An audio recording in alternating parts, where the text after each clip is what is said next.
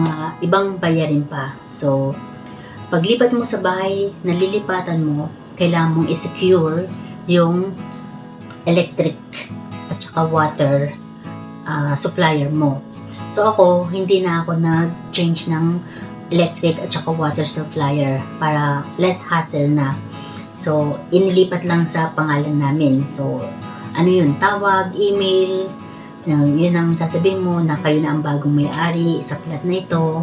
So, yun. So, ang una kong supplier ng electric is SSC. So, nag-down ako ng 3 months na which pwede rin naman hindi kasi monthly naman kang kakaltasin sa direct debit yung ano mo. So, ang binabayaran namin sa electric is 72 pounds and then yung gas 61 pounds. So, mostly, yung monthly na nadagdagan namin na expenses is 133 pounds monthly. Depende pa yan. Ngayon, malamig.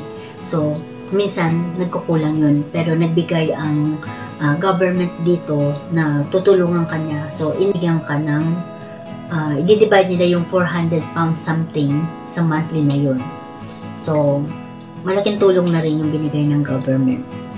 And then, yung water supplier ko is Southeastern. So, ang water supplier ko naman is 55 pounds ang monthly. And then, yung council tax.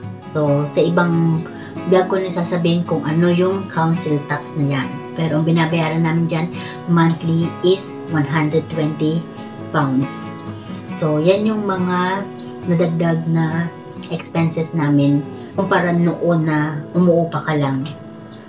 So, yun lang lahat ang mga unexpected charges na pag nagkaroon ka na ng sariling bahay o flat, yan yung mga yan yung base sa experience ko. So, ewan ko lang sa ibang pag malaki pa yung bahay, syempre mas malaki ang mga expenses kasi ito, 1 bedroom flat lang siya.